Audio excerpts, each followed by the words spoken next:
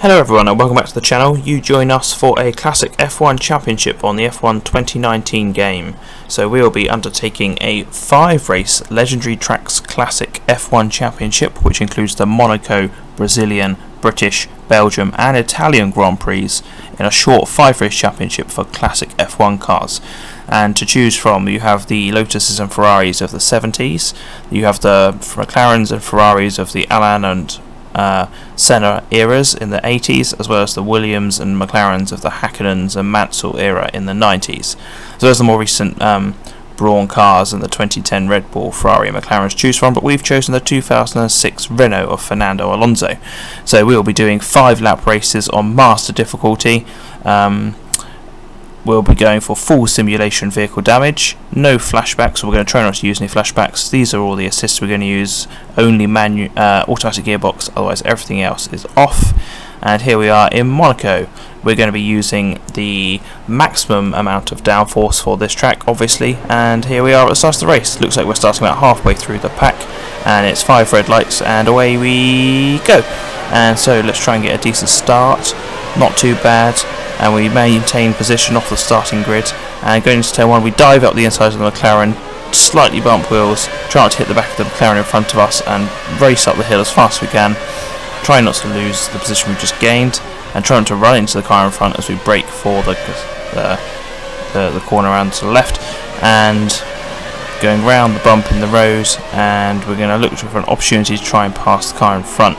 So obviously Monaco renowned for being difficult to take, and we're going to take a dive up the inside, almost touch the Red Bull, trying not to spin out and damage ourselves on the barrier. Simulation level damage, of course. And we've gained 2 positions on lap 1 so far. And we're just going to switch the fuel mix up to rich, since we're carrying a bit of extra fuel for a 5-lap race, something we should maybe change on the car setup before the start of the next race if they're overloading us with fuel. We don't want to carry that extra weight. It's only a 5-lap sprint race, no pit stops. So we're going to have to try and make some progress up the field. I'm not sure down to what position they award points in this race, so we're going to have to try and make our way up the field. I think we started about halfway up, and we're going to try and get a bit of a switch back on the Red Bull here and try and get a nice run on him onto the pit straight. But the car in front is from the 2010 era, but it's got a good amount of power up straight, good straight line speed, and we're going to see if we can try and close the gap and see if we can. There's not very many overtaking spots on the Monaco track. There's maybe into turn 1 and then maybe into the Lowe's hairpin just after this short sequence of corners here, but we're not quite close enough yet.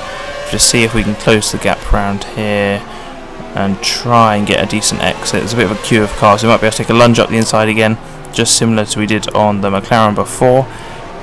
Bit of an awkward, clumsy corner. I think average cornering speed around Lowe's hairpin is probably about 30 miles an hour, but we've managed to pull off a move, so we're up 3 places since the start of the race. And again, trying to put an overtake, you always lose a bit of ground to the car in front, so we've got to try and close up again. This is, I think, one of our stronger corners in this car, really pulling a bit of a gap to the car behind under traction. Not forgetting that the 2006 Renault obviously has an element of built-in traction control, which some of the other cars don't have. But obviously the 2010 cars operate under the blown diffuser rules, so they're going to benefit a bit coming out the slow speed corners as well. And so we've closed back up to the Ferrari in front of us, and again we come back round onto the pit straight, and I don't think we're going to be close enough to make a move into turn 1.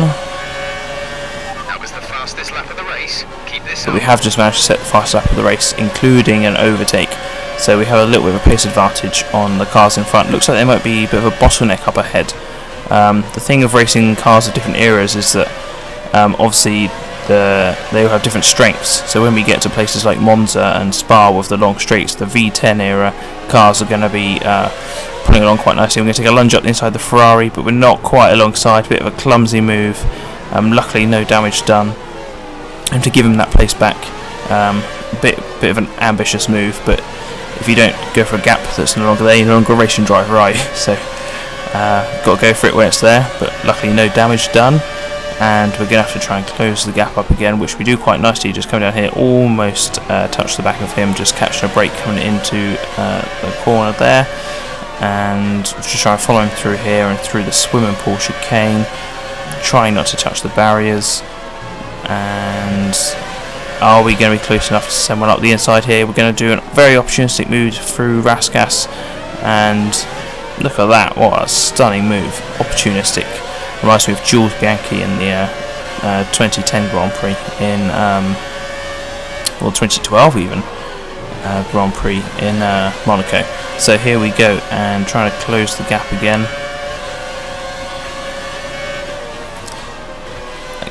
So it looks like this is one of the V10 Ferraris right up ahead of us, but they're caught up behind a few slower moving cars. There's a little bit of a train going on here. It looks like there's a Renault, same car as us, and we're going to do another dive up the inside of the Lowe's hairpin, and we pull this one off as well. It's a prime opportunistic overtaking move spot right there.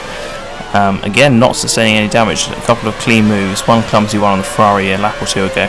Otherwise, a few fairly clean moves. I think we're up about 4 positions now from the start, which is good progress. Given this is only a 5-lap sprint race, you've really got to get your elbows out and make up them positions, especially around Monaco. Otherwise, you'll just be stuck in a train. And so we've closed up to the back of this Ferrari. This looks like a 2007 Ferrari that Kimi and Felipe drove. So only a couple of years in terms of technology ahead of us. And then another Renault from 2006 in front of him. So we should be able to try and clear this car. This is your final lap of the race. Coming on to the final lap of the race. We're going to struggle to overtake him up the hill and around Casino. So we're going to just have to stay behind, keep as close as we can, and do our little jink around the lump in the road. And stay nice and close, try not to catch the brakes or the back of his car. And we're going for another dive up the inside into the Lowe's hairpin. Oh, clumsy move. Clumsy move. We've got to sustain a little bit of front wing damage on the right hand side. So we're going to start experiencing some understeer through these corners. But I guess worst case scenario, we're going to stay in this position now. Unless we're quite close to him from cover right. We're going to take a dive up the inside. And he yields. We get ahead on the racing line, and the corner is ours. Leave a little bit of space just in case he tags us at the rear. Otherwise, we've got ahead, and look at the understeer we've got through there. I think we might struggle to catch the car in front before the end of the lap. But otherwise, a fairly clean move the second time round, forgetting the Lowe's hairpin. And race winner's already got across the line, so won by Braun. And here we are, crawling on to the finish line. So we have made it up into P3. We must be in P3. Okay, pick up rubber and bring it home.